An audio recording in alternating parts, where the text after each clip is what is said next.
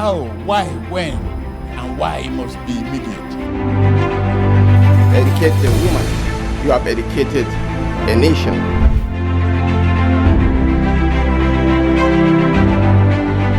The outcome of our review of the same election are being finalized.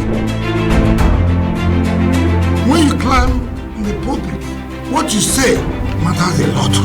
Have responsibility to serve the people.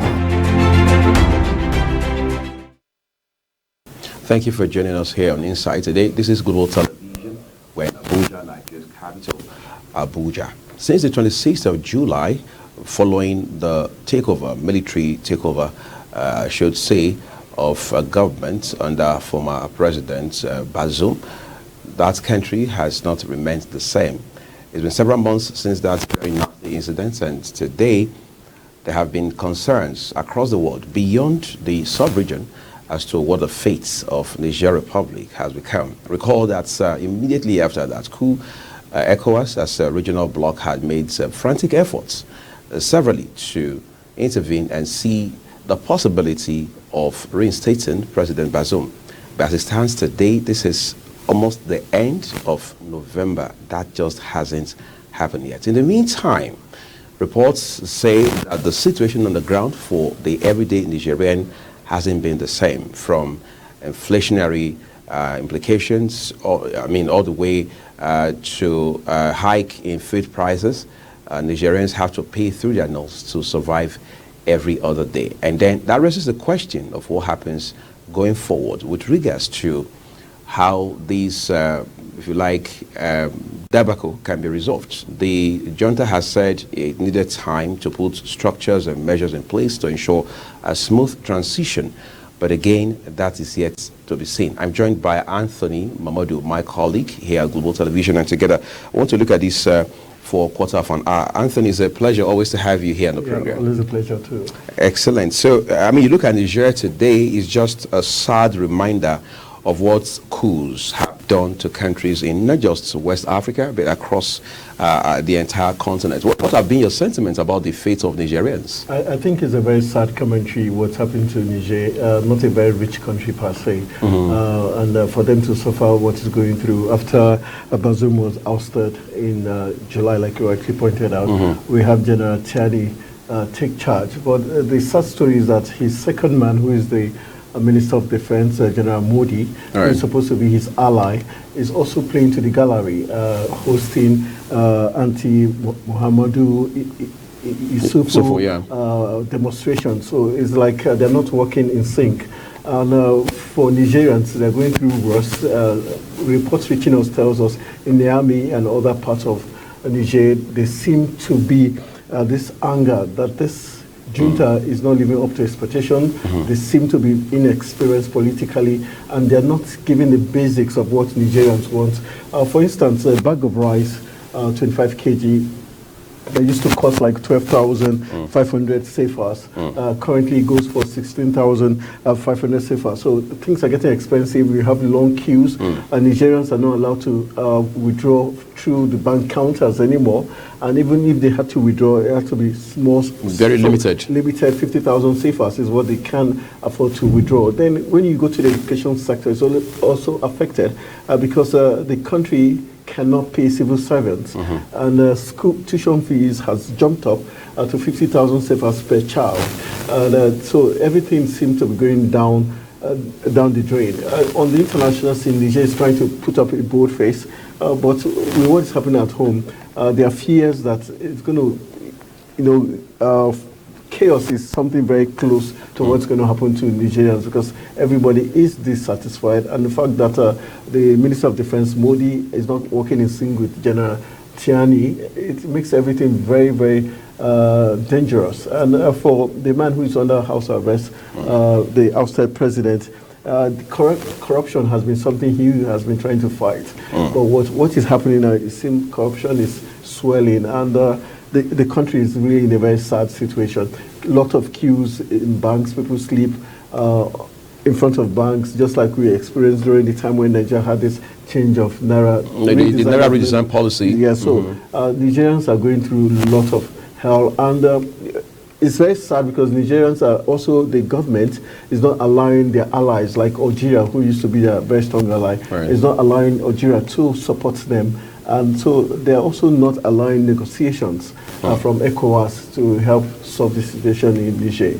It's interesting because one would have thought, given the fact that, I mean, this bunch of military officers are taking over power, about 4 months ago, by now, Niger would be a far better place, like, I mean, economically, politically, and socially, compared to where it was when you had the president, Bazoum, yes, at this time. But that hasn't happened, and Nigerians have also now lost confidence. So, at best, their confidence in this junta is waning by the day, especially when you look at it against the backdrop of the fact that, for the most part, we found Nigerians on the streets in demonstrations supporting the same people who are taking over power, I mean, the military men.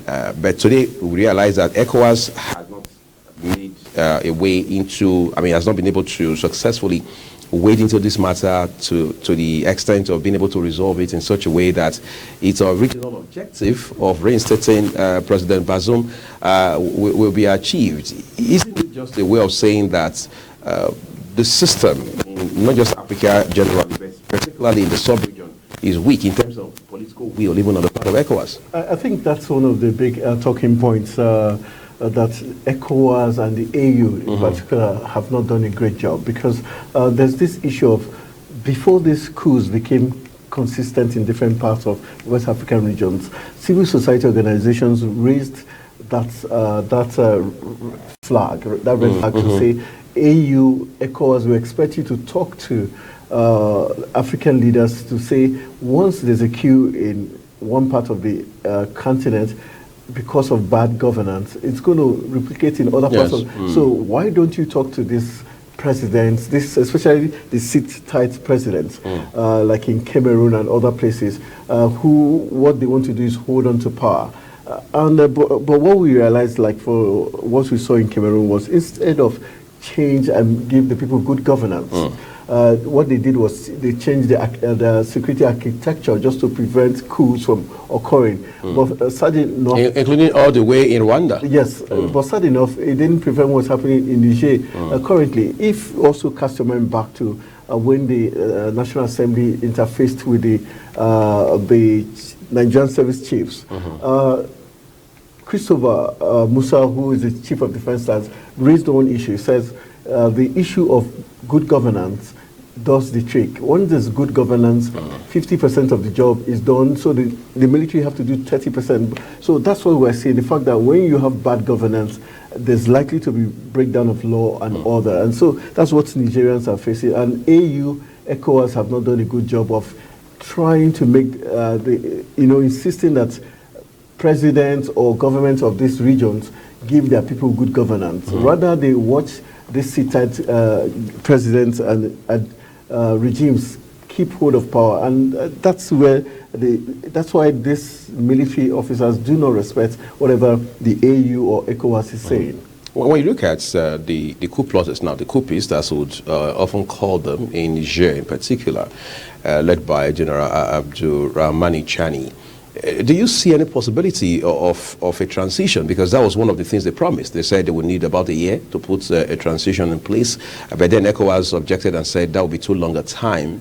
However, as it stands right now, this is 4 months spilling into a 5th month. And I mean, do you see that possibility of a transition? From analysis and having watched the international scene, how this plays out, we saw what happened in Burkina Faso.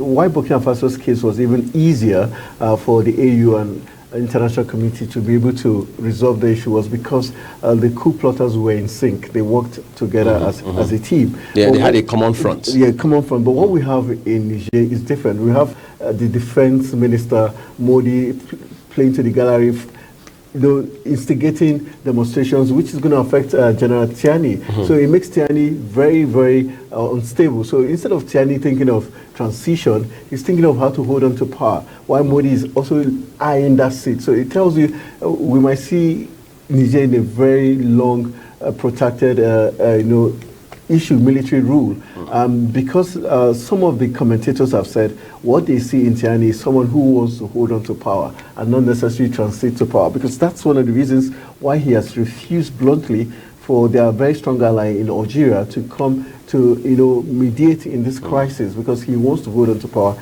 And the fact that he knows his other right-hand man, General Modi, is also eyeing his seat. So it's a very tricky one. And the fact that ECOWAS and AU has not been able to make an inroad, and even Nigeria, who has a very big stake in Niger, not being able to have a say, tells you how very, very dangerous this is going to spiral. And it's not going to be good for Nigeria, because if anything goes amiss in Niger, Nigeria is going to be affected, and the neighboring countries around Niger. And we know how well Chad, Niger, and Nigeria were trying to fight the Boko Haram insurgents on a common front, but it was only Chad who succeeded. Right. And so it's going to be doomed for the region if things spiral worse than it is in Niger. Yeah, there are people, especially those who follow international development, now saying that, look, from the trajectory we've seen with Niger so far, there's a pretty good chance if, a capital if now, there's no disruption of that process,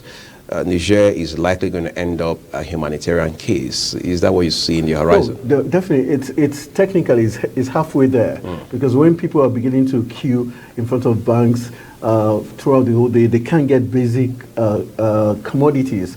And the prices of items are rising, and they have limited money they can take from over the counter. So it tells you how bad things are. And we're looking at Niger, is not one of the richest African countries. Technologically speaking, you can't compare it to Rwanda, who is more sophisticated. So it tells you that things are going to go wrong. And we're looking at Niger using the CFA, which is like what the Francophone countries are using in that region. So what it means, it's going to be more tougher for the French-speaking countries, and Niger is going to suffer a lot from it. And the fact that they also gain certain leverage from Nigeria in terms of the railway that from Nigeria to Niger, the power sector, they also benefit from Nigeria, the oil sector. But once Nigeria decides to shut its borders due to maybe crisis breaking out in Niger, that's going to be more crisis, more suffering for the people of Niger. And you know what that means? We have the Boko Haram insurgents who have, some of them migrated from Mali because of the breakdown of law and all that. So imagine that happening in Niger. It's going to be more crisis, and the people of Niger definitely are going to suffer more, and that's going to be catastrophic, especially when we look at the pandemics around the world. We just finished the COVID-19, and recently we're hearing some mutations coming from China. And China is saying, okay, now they are happy that these mutations proved that the COVID that came out wasn't lab infested. So who tells us that something else, the next thing we're going to hear something funny is going to play out, and that's going to be very dangerous when the health issue of Nigerians get affected, because currently the health sector, the education sector is broken down, the health sector is next, the economy is already crumbling.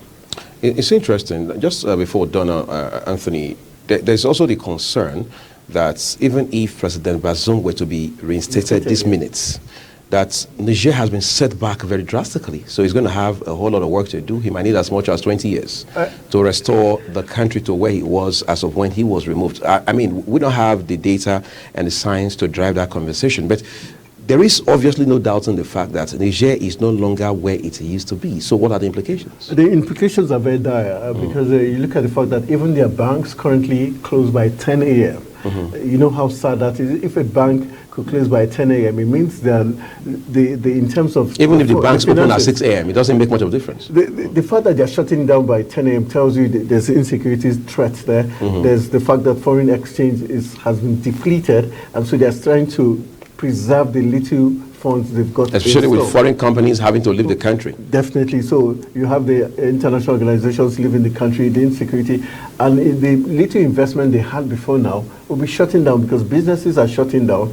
And once businesses are shutting down, what it means is that the only businesses that might be thriving for now and those petty traders who have to day by day get little stipends. And so there's no contribution to the national GDP of Niger, and which is very disturbing for the people of Niger. So I think not just 10 years, but like you rightly pointed, maybe 20 years backwards. And the issue of corruption is very endemic in Niger. That's one of the things President Bazoum, who before he was ousted, though he was accused of corruption, but that was one of the key things he also was fighting, the fact that corruption was endemic in the system. So you can imagine what has happened now that the military are taking over. They will want to siphon as much money as they can, and also those smugglers and other issues surrounding Niger. It's going to be a very pitiful sight for Niger. They've definitely been taken 50 years backwards. Incidentally, as it stands today, I mean, it's very evident that the Niger conversation is one that is long drawn out. I'd like to say thank you to you, Anthony Mamadou, for coming to share with us on this special edition of Insight today. We're going to have this series for the next 2 weeks, and we'll urge you to continue to join us here. And that's our program. Thank you for watching. I'm Uyag Mofwebe. To ask how, why, when, and why it must be immediate. Educated woman, you have educated a nation.